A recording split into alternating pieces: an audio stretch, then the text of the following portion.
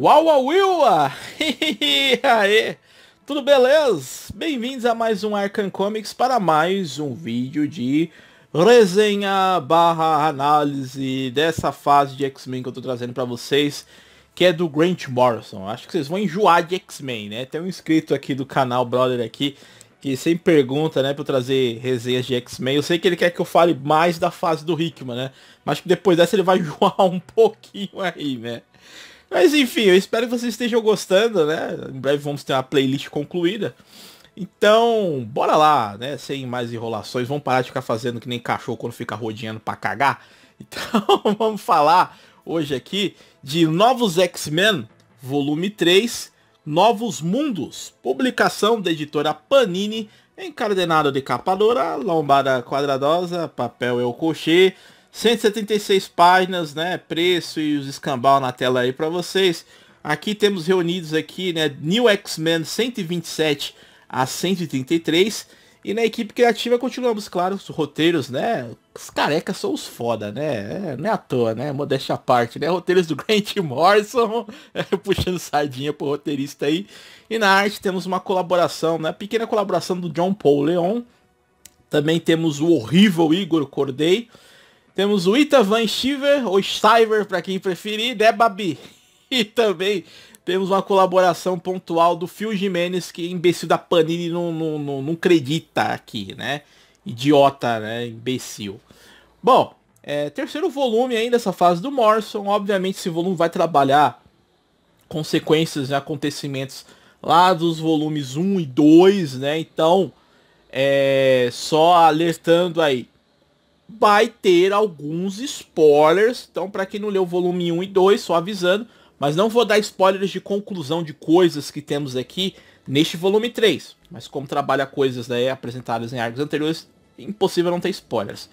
Bom, recapitulando brevemente aqui para vocês, vou dar, a partir de agora eu vou dar um breve resumo e um pequeno spoiler do que aconteceu lá no volume 2 de Imperial. Bom, os X-Men conseguiram derrotar a tia Cassandra Nova, né? A gêmea maligna do tio Xavier aí. Obviamente eu não vou explicar nesse vídeo como é que derrotou, né? É bom vocês pegarem, lerem essa fase aí pra ter a sua própria experiência. Mas eles conseguiram derrotar a tia Cassandra, evitar de ser exterminados pelo Império Shi'ar. E o tio Xavier, né, foi salvo. Ele tava pra morrer ali, conseguiu ter a sua vida salva ali, graças ao Xorn, que o curou. E essa cura milagrosa do mutante Xorn fez com que o tio Xavier voltasse a andar. Então quando eu faço aquela piada clássica aqui do canal que o tio Xavier já levantou trocentas vezes da cadeira de roda, já levantou, sentou, voltou a sentar, levantar de novo, não é brincadeira. Então, tio Xavier tá de volta ativa e o que vamos aqui agora após esse resumo, né, breve resumo para vocês, são os acontecimentos que temos nesse terceiro volume aqui. Vamos à primeira história, que ela é curtinha, ela se chama Sobreviver e Morrer. Bom, nessa história, o Grant Morrison ele trabalha um pouco mais o Xorn. O Xorn ele decide ali se juntar aos X-Men, passar um tempo com eles. E o Xorn, como foi apresentado lá no primeiro volume, ele era um mutante, né, chinês que passou anos preso, trancafiado num complexo. Então agora ele tem a oportunidade de conhecer um pouco do mundo, né? E então são muitas sensações novas, coisas para ele experimentar. E ele tem que lidar com coisas boas e ruins, né? Incluindo a intolerância e o ódio cegos que a humanidade tem pelos mutantes. E é uma história bem reflexiva, trabalha bem o personagem, que apesar de ser um mutante extremamente poderoso, ele é muito pacífico. Então ver o ponto de vista dele ao lidar com um mundo do qual ele passou anos sem ter a noção de como as pessoas agem perante diversas situações, é uma sacada legal nessa historinha curta que o Grant Morrison colocou aqui para abordar a sua criação. Bom, depois dessa história temos aqui um arco em 3 partes, né, que eu vou chamar, né, do título desse encadernado, apesar de cada parte ter um nome, que é o arco de Novos Mundos. E, bom, aqui o professor X, né, ele tá vendo o lado bom da coisa da Cassandra Nova ter quando possuiu o corpo dele, ter exposto ao mundo que ele é mutante, né, junto com seus demais alunos do Instituto Xavier. Ele tá vendo o lado bom da coisa, inclusive uma coisa que ele já tinha incorporado lá no volume 1, aqui ele demonstra um emprego maior, né, que é a criação da Corporação X, que tem filiais ao redor do mundo. Então, ele mostra aqui que a Corporação X, mais do que nunca, depois dessa mega exposição perante a mídia, ela está disposta, né, a sedes em diversos países, a garantir o direito dos mutantes e ajudar os mutantes que estão sendo perseguidos ali. E isso é só uma coisa, né, no início desse arco em 3 partes, uma coisa que é trabalhada ali de pano de fundo. Porque o principal que o Morrison traz aqui é a introdução de um novo personagem que ele cria, que é o Fantomex. Bom, o Fantomex isso é uma piada da minha parte, né? Ele é uma espécie de Deadpool de roupa branca, né? Ele é um ladrão e aparentemente nessa história ele roubou alguma coisa que deixou geral putaça caçando ele, podendo utilizar o método que for, desde que capture esse tal de Fantomex. E ele vai pedir ajuda ali, um certo exílio pro tio Xavier e pra Jean Grey, né?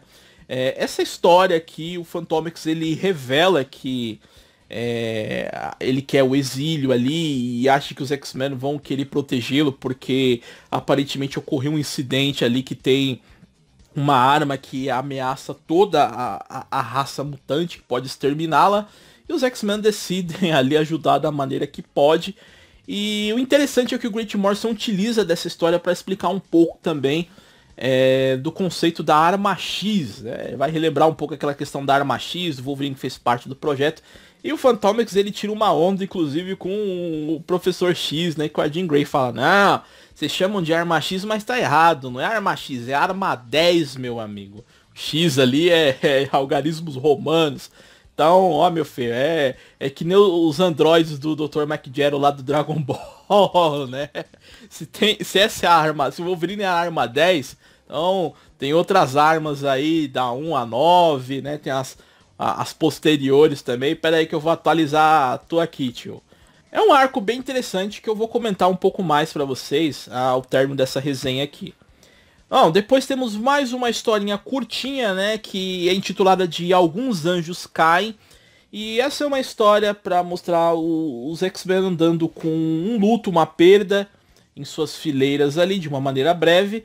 E o principal dessa história é que o Morrison quer trabalhar um pouco do conceito de alguns personagens ali, os relacionamentos deles. Então ele dá um desenvolvimento pro Bico e a Angel, de uma forma bem inusitada e engraçada aqui também.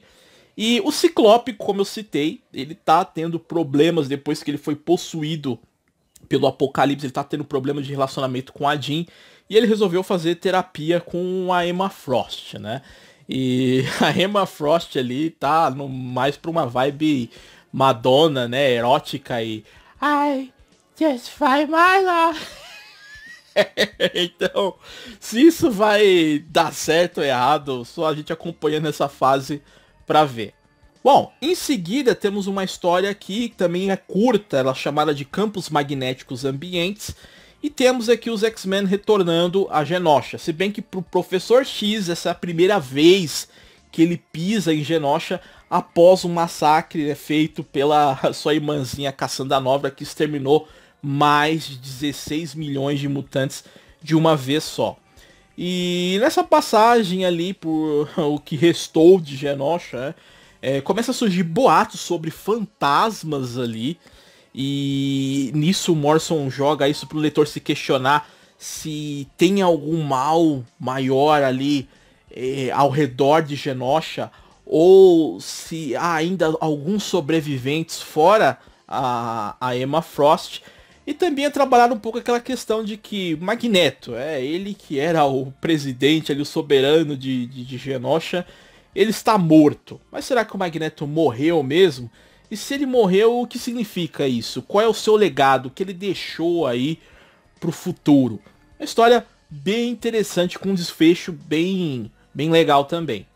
E encerrando o encadernado também, outra história curta intitulada Pó. E como já é pelo título, essa é uma história que o Grant Morrison também introduz outra personagem que ele criou, que é a Soraya Quadir, né, a mutante conhecida como Pó. Ela é resgatada pelo Wolverine, e dentro de um contexto bem cruel aqui. E a história também serve para trabalhar outras consequências de Imperial, dentre as principais delas, né? A Cassandra Nova, ela possuiu o corpo do tio Xavier, foi pro espaço Shi'ar, né? Fez a cabeça e manipulou e torturou a Lilandra. E como é que tá essa situação da Lilandra com o tio Xavier? Será que eles voltam às boas, né? O Xavier ainda ama a Lilandra e tal. Tem uma consequência bem interessante aqui trabalhada nessa história e com um desfecho também bem marcante.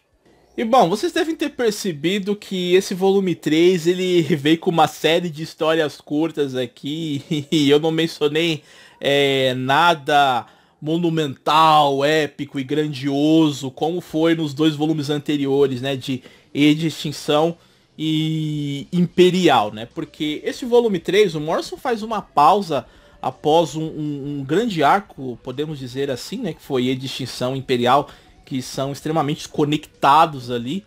Ele fez uma pausa para desenvolver umas outras coisas, até porque ele mesmo disse no próprio manifesto dele que a intenção dele nessa run dos X-Men não era fazer nada de mega histórias, de se arrastando por trocentas edições que leva lá uma eternidade para isso. Ele ia procurar fugir desses clichês feitos na cronologia anteriormente e fazer algo mais pé no chão, do jeito que ele planejava, né?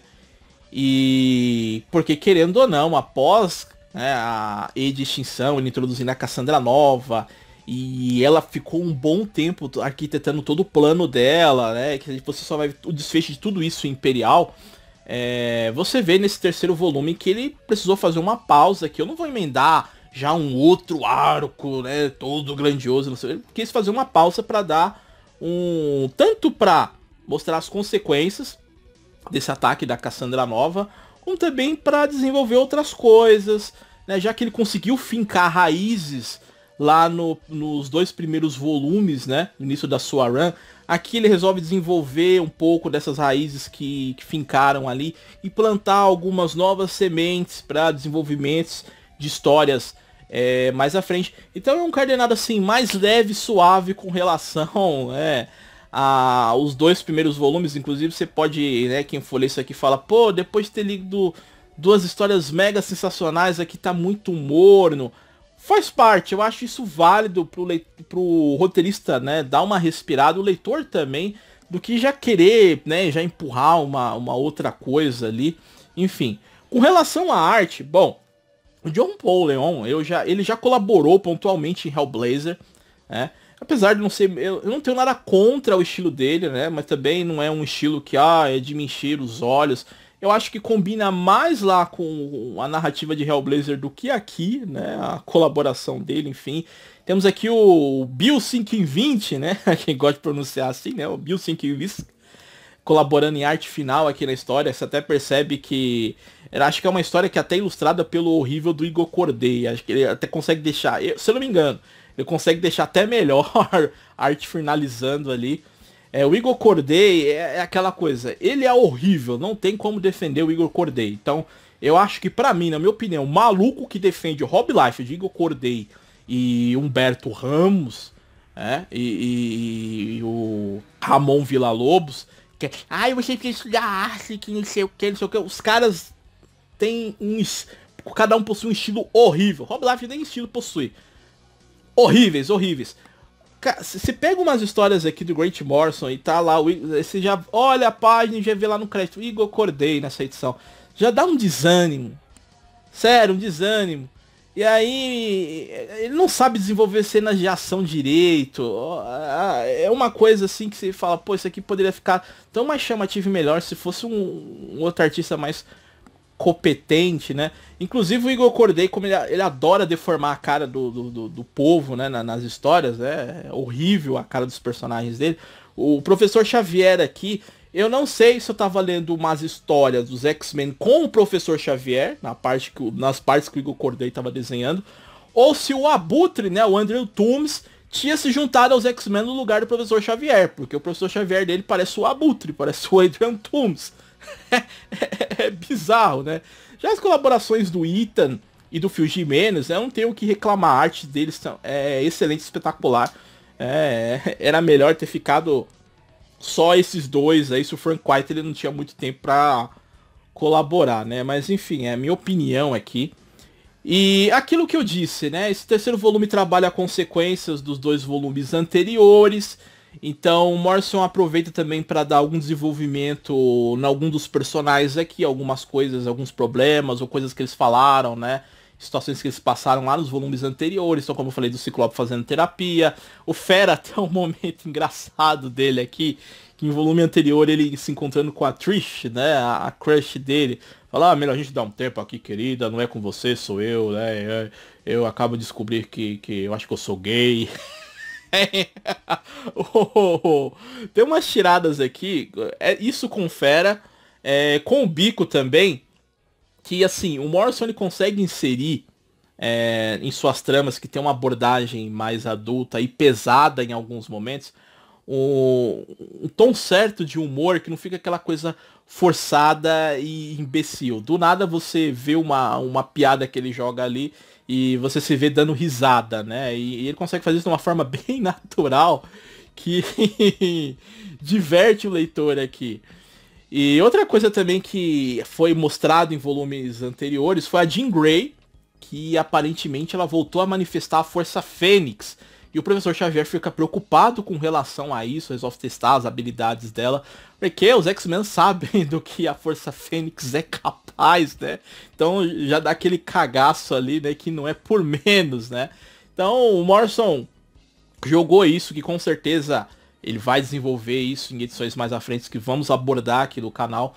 Agora, com relação a personagens novos, né, que temos aqui nesse terceiro volume, a Soraya Quadir, a Pó, né, uma mutante que vem lá do Oriente Médio, né, utiliza uma burca e tal. É uma mutante que eu acho interessantíssima, inclusive ela tem um poder muito apelão, né? Ela transforma o corpo dela em areia, né? Ó o fã de One Piece, a lá Crocodile do One Piece. Eu achei que você ia me mencionar o Gaara do Naruto. Porcaria de Naruto, Boruto, Charuto. Enfim, a personagem faz só uma pontinha aqui, mas eu fiquei confuso. Por quê, né? Momento easter egg da minha cabeça aqui. Lá no primeiro volume de Espécie em Extinção, quando a tia Cassandra manda lá o Sentinela Hyper Megazord destruir Genosha, a Emma tá dando aula. E na aula ali tem aquela mutante bizarra lá, a míssel megassônica adolescente, e tem uma menina de burca sentada ali. Eu fiquei questionando quando eu vi se aquela menina, se ela não era a Pó, né? Só que ali, aparentemente, todo mundo morre, né? E no contexto dessa história, onde a Pó está e ela é resgatada pelo Wolverine, o leitor pode ficar meio assim. Eu fiquei meio assim, né? Fala, pô, mas aquela lá do volume 1 não era a Pó, que tava de burca? Ou era alguma mutante qualquer? Eu não fui pesquisar isso a fundo, né? Mas eu acredito que aquela lá talvez não era a Pó, né? Porque, aí ela sobreviveu e depois ela resolveu o quê? Voltar pra casa? Pode muito bem ter sido. Ou pode ser que o Morrison olhou ali o que o Frank White ele tinha desenhado, achou o design interessante e resolveu, né, criar uma personagem utilizando aquela que ele tinha colocado lá na academia da Emma lá em Genosha, né? Enfim, né? A personagem, ela, como eu falei, ela tem poderes interessantes e tal, mas ela não... Como uma historinha curtinha, ela mal é desenvolvida aqui. O foco fica mais pra aparição do Fantomex. E como eu falei pra vocês, é como se fosse um Deadpool de trajes brancos ali. Só que tem graça, né? Obviamente eu sei que as inspirações que o Morrison teve pra criar o Fantomex não foi o Deadpool. Mas pelo menos pra mim não dá pra deixar de comparar ele com o Deadpool. Porque ele tem um certo humor ácido, mas não retardado mental igual o Deadpool. uma proposta também em torno de usar armas, habilidades ali que ele tem, né? Faz parte do projeto, né, do Arma X, entre aspas, né, que é a Arma 10, né? Fez parte de experimentos ali. E ele é um personagem interessantíssimo. Ele tem um humor sarcástico. Ele tem poderes e habilidades interessantes que o Morrison ainda não explorou nesse volume. Ele parece ser aquele personagem que ele fala bastante coisa, só que ele não entrega tudo. Ou ele esconde, oculta muita coisa do que ele tá dizendo ali. É um cara que ele também trabalha com aquela coisa, você quer saber tua informação? Tô vendendo, você quer pagar? E ele tem uma ironia, um sarcasmo que eu gostei, é um personagem bem interessante, né? O Morrison vai desenvolvê-lo em arcos mais à frente que vamos abordar aqui. Mas eu olhando ele, sempre quando eu via ele em outras histórias, eu falei, mano, isso aí parece um Deadpool de roupa branca. Só que o Deadpool que deu certo, não aquela porcaria plagiada do Rob Liefeld, né? Mas enfim. E bom, esse volume aqui, eu dou uma nota 8 pra ele. Pô, mas você não vai dar 10? Você deu 10 pros outros volumes? Primeiro e o segundo volume tem um desenvolvimento e toda uma mega trama ali de maneiras sensacionais, orquestradas de maneira genial pelo Grant Morrison em companhia, que realmente o Morrison planejou começar com o pé direito e impactar o leitor logo de cara ali. Só que após edição Imperial é feita uma pausa, e essa pausa aqui ela é de uma maneira mais contraída, de uma maneira mais leve, o desenvolvimento das coisas aqui. Então não tem como eu dar 10 para um volume que ele é, como eu disse, morno. Não é ruim as histórias de forma alguma, mas não tem nada que eu possa elevar para dar um patamar de uma nota 10, que nota 10 não é para qualquer coisa, né? Mas é um ótimo volume, sim. Obviamente, se você é leitor novo ou das antigas que não leu essa fase ou quer conhecer, você vai ter que ter lido os 2 volumes anteriores para ler esse daqui. Mas é um volume bem interessante que você vê o Morrison, como eu disse, jogando mais algumas sementes de coisas que ele vai amarrar em tramas futuras e apresentando personagens e potenciais que ele também vai desenvolver em histórias mais à frente, né? Claro que ele fica um pouco abaixo se você for comparar com as mega tramas do volume 1 e 2, mas não quer dizer que seja ruim. Tirando a arte do Igor Corday, que não tem o que dizer, né? Eu acho que até o final dessa fase do Morrison aqui, eu vou ficar reclamando do Igor Corday quase todo o vídeo, né? Enfim, espero que vocês tenham gostado de mais esse vídeo. Se você gostou, por aí, deixa seu like, se é novo, se inscreve no canal, marca o sininho nas notificações aí. E os comentários, fica à vontade de ouvir o feedback de vocês. Vocês estão gostando dessa resenha barra análise da fase do Morrison? Já leu esse volume 3 aqui? Gostou ou não? Acha ele acima da média ou abaixo da média? Aí fica à vontade nos comentários. Ou acha que a fase do Morrison só presta só os 2 primeiros volumes? Fica aí que a gente troca aquelas ideias bacanas como sempre. Até o próximo vídeo. Um grande abraço e valeu!